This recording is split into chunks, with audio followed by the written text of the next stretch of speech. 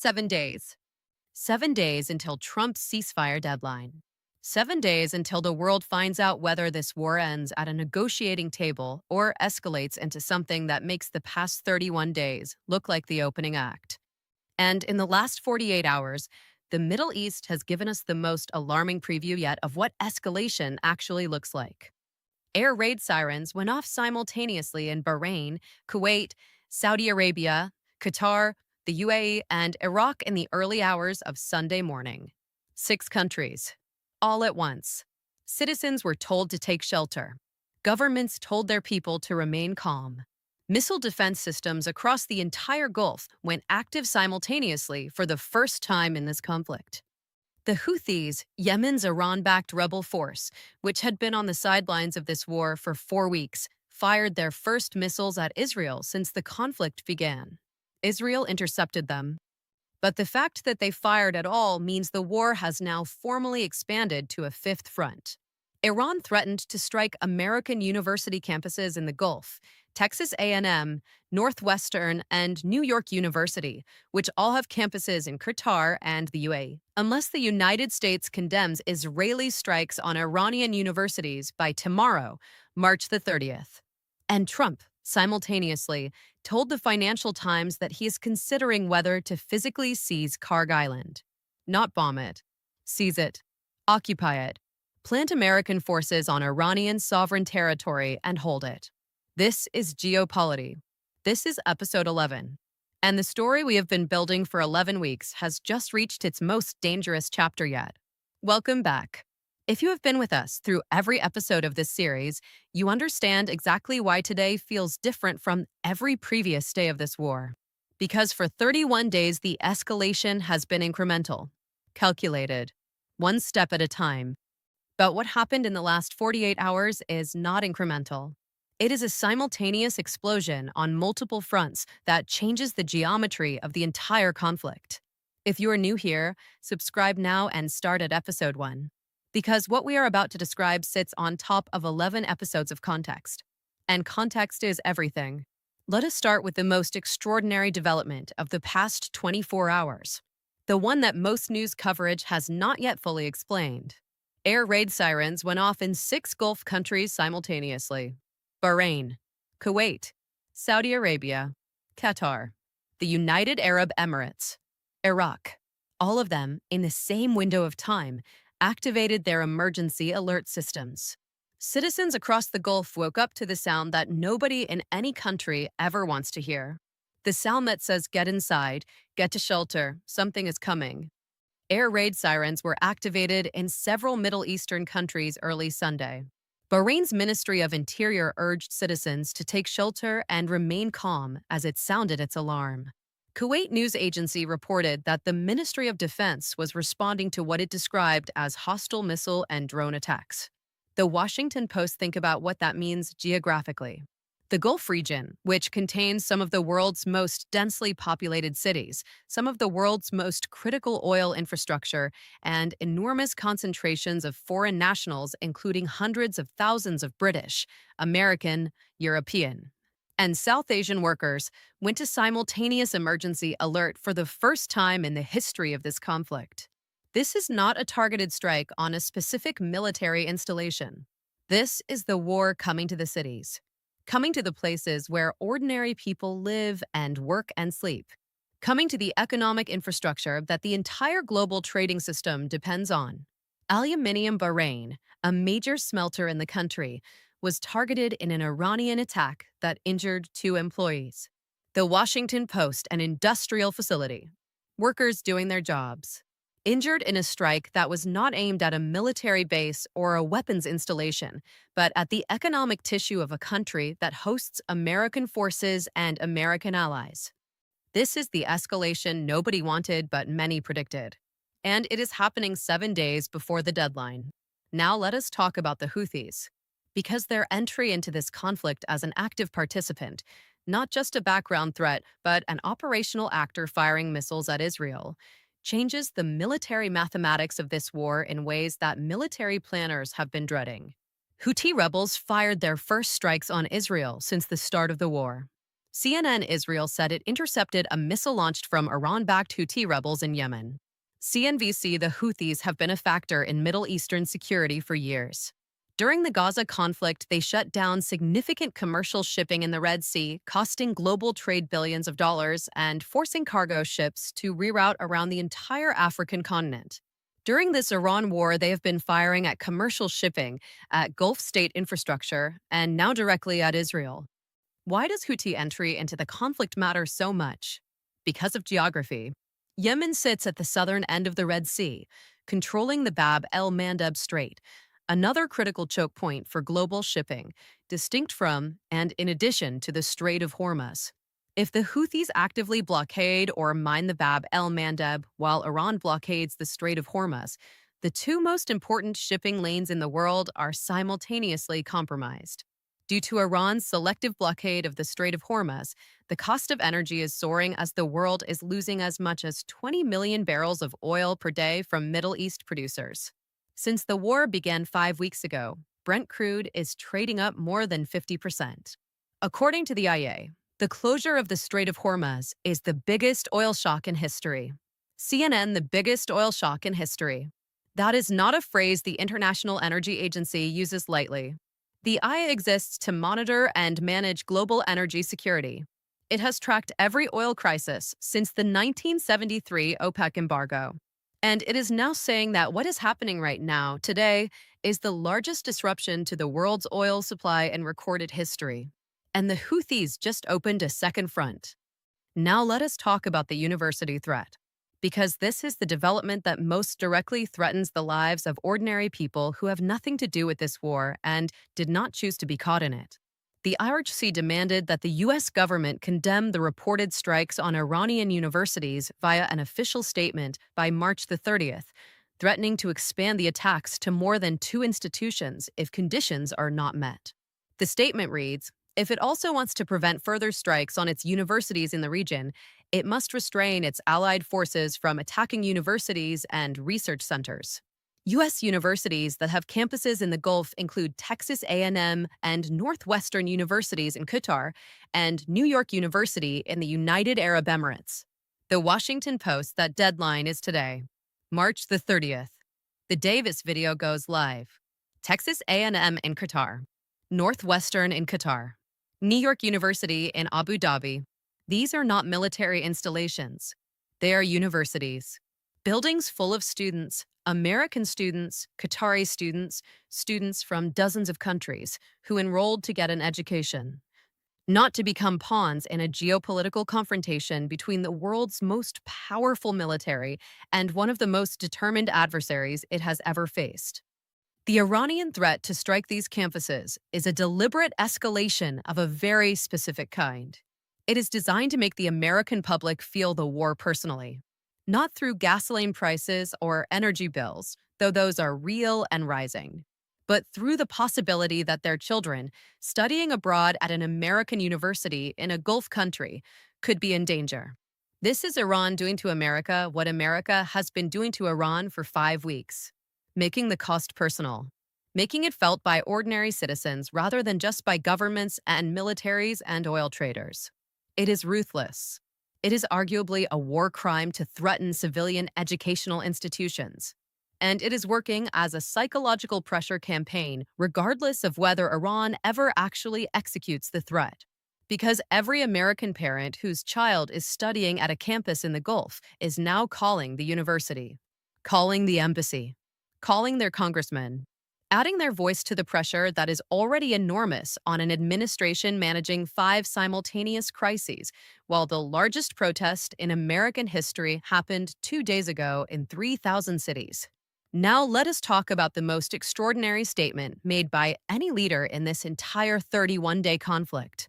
The statement that Donald Trump made to the Financial Times that has sent shockwaves through every embassy and every energy market on Earth. Trump said he is still considering whether to seize Iran's Kharg Island, a key fuel hub in the northern Persian Gulf, adding that U.S. forces would likely need to remain there for an extended period. He told the Financial Times, maybe we take Kharg Island, maybe we do not. We have a lot of options. It would also mean we had to be there for a while.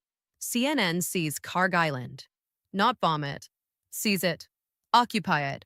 Put American soldiers on Iranian sovereign territory on an island through which 90% of Iranian oil exports pass and hold it for an extended period.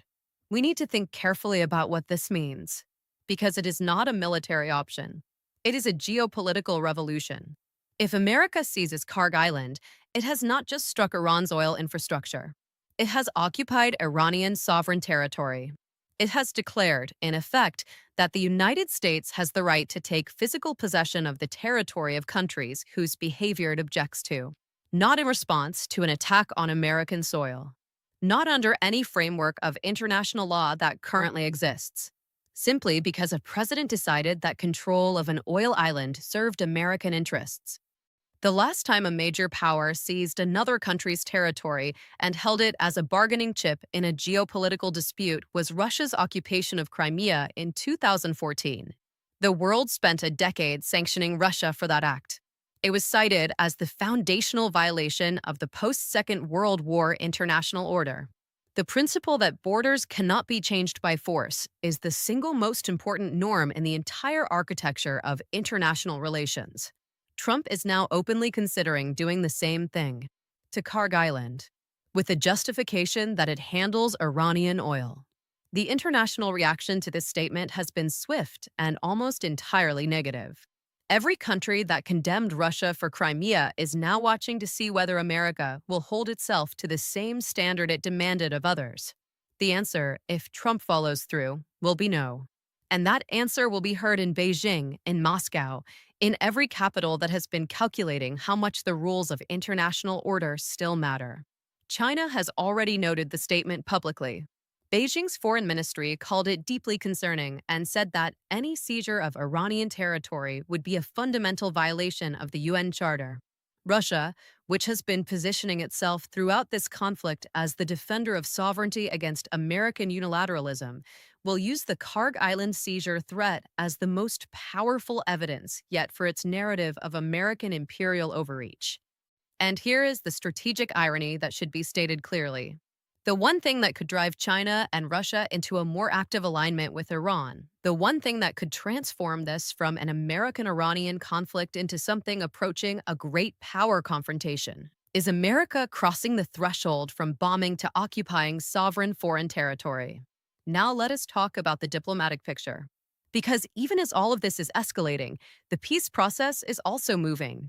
Simultaneously, in the same 48-hour window, foreign ministers from Pakistan, Saudi Arabia, Turkey, and Egypt will meet in Islamabad today in an attempt to come up with a plan to de-escalate the Iran war after another group got involved in the expanding conflict, Yemen's Houthi rebels.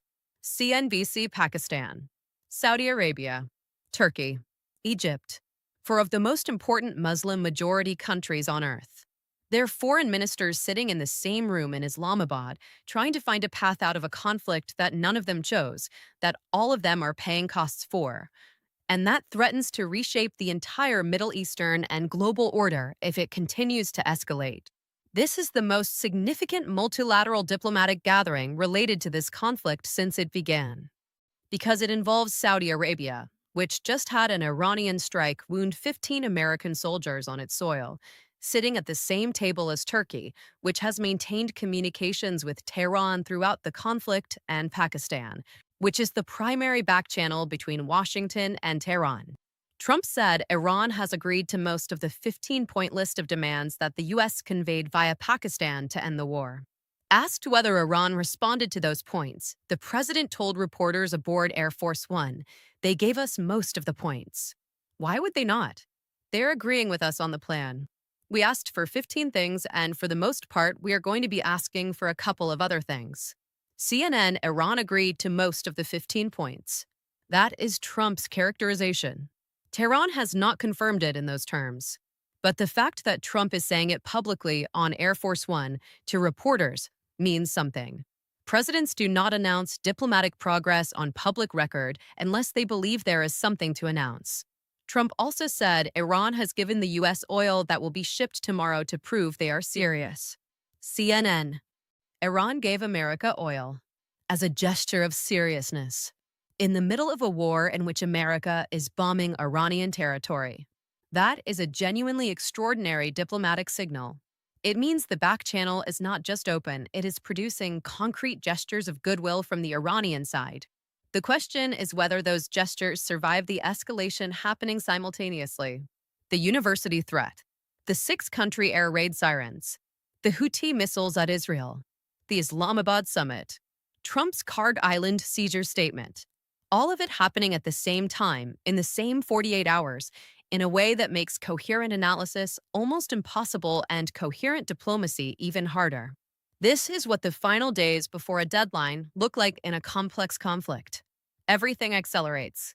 Every actor pushes as hard as possible to maximize their position before the clock stops. Pressure and diplomacy run in parallel, each trying to outpace the other. The question of which one wins is the question that determines the next chapter of this story. Now let us zoom out and connect today's developments to everything this series has documented.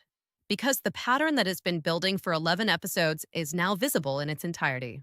We started this series by explaining that the Strait of Hormuz was the most important piece of ocean in the world. Today, the IA confirmed it is the site of the biggest oil shock in history. We explained that Kharg Island was Iran's economic heart. Today, Trump said he might seize it. We explained that Iran would not fight conventionally, but would make the entire region feel the cost of the war. Today, 6 countries activated air raid sirens simultaneously. We explained that the Houthis were a wild card that could expand the conflict beyond its original geography. Today, they fired on Israel for the first time. We explained that Iran would run diplomacy and military pressure simultaneously. Today, Trump announced Iran gave the U.S. oil as a peace gesture while Iranian missiles hit Bahraini workers at an aluminum plant. Every prediction this series made based on the logic of the situation has come true. Not because we have special intelligence, but because geopolitics follows patterns. And the patterns have been visible in this crisis from the first day if you are willing to connect the dots rather than just report the headlines.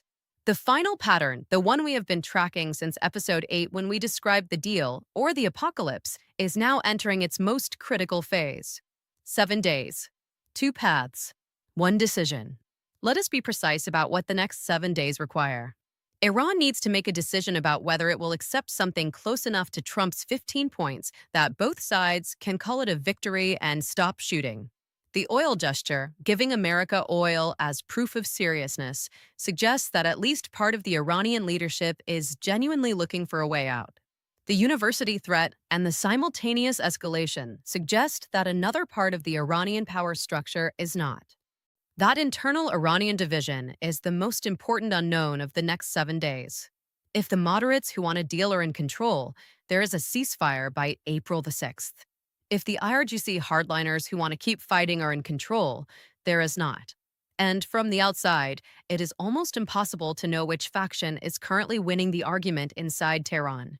Trump needs to make a decision about the Kharg Island seizure option. Every day, he leaves that option visibly on the table makes it harder for Iranian moderates to sell any agreement to their own population. No Iranian government can accept a deal while the opposing president is publicly debating whether to occupy Iranian sovereign territory. If Trump wants a deal, he needs to take the seizure option off the table, at least publicly. If he wants to use it as maximum pressure, he is gambling that Iran's desire to stop the war is stronger than its inability to accept a deal while its territory is being threatened. The Islamabad summit needs to produce something concrete, not just a communique, not just a statement expressing concern and calling for dialogue. A specific proposal, a bridging mechanism, a formula that gives both Trump and the Iranian leadership enough of what they need to say yes. Pakistan has been extraordinarily effective as a mediator throughout this conflict. Its geographic position, its relationships with both Washington and Tehran, and its status as the only Muslim-majority nuclear power give it a credibility and a leverage that no other mediator possesses. The foreign ministers of Pakistan, Saudi Arabia, Turkey, and Egypt meeting today in Islamabad represent the most serious attempt yet to construct the diplomatic architecture for an agreement. Whether that architecture can be built in 7 days, against the backdrop of simultaneous military escalation on five fronts, with a deadline that has already been extended twice and whose credibility depends on not being extended a third time. That is the question. And the honest answer is that we do not know. What we do know is that the cost of failure is enormous. We documented it in episode 7 and again in episode 8. The biggest oil shock in history gets bigger. $200 oil. Food prices rising 30%. Global recession. American soldiers potentially dying on Iranian soil or in an amphibious operation to seize Kharg Island. A great power confrontation between America and the China-Russia axis that no one is ready for. And we know the cost of success is real. A ceasefire that stops the shooting and restores some movement through the Strait of Hormuz would bring oil prices down, ease the pressure on every household budget from Birmingham to Bangalore, give Lebanon a chance for its own ceasefire, reduce the Taiwan risk by removing America's military distraction, and restore some degree of predictability to the global economic system that businesses and families need to plan their lives. The stakes are not abstract. They are the price of petrol, the cost of groceries, the safety of students at Gulf universities, the jobs of workers in Bahraini aluminum plants, the sleep of parents listening to air raid sirens, the lives of soldiers and civilians across a region that has been absorbing bombs and missiles for 31 days. This series has covered 11 episodes of escalation, analysis, and connection. Every episode has been building toward this week. And this week is building toward April the 6th. Geopolity will be here. We will cover the deadline. We will cover what happens after it. We will connect the next chapter to everything that came before it. If this series has given you something that no other source has, a complete picture, a connected narrative, a human understanding of events that are reshaping the world, please like this video right now. 11 episodes in, every like is a vote for serious journalism reaching the people who need it. Subscribe and turn on notifications, because the April 6th episode is the most important one we will ever publish. And you need to be here when it comes. Share this now. Every person in your life who is confused about why the world feels like it is on fire right now, send them this channel. Send them all 11 episodes. Because confusion is the most dangerous state to be in when the world is changing this fast. And comment below. Tell us, with 7 days left, do you think there will be a deal? Do you think Iran can accept Trump's terms? Do you think Trump will seize Kharg Island? Tell us where you are watching from and how this crisis is affecting your daily life. We read everything, every word, and your answers shape what we cover next. 7 days. This is Geopolity. Stay informed, stay analytical, and we will see you on April the 6th.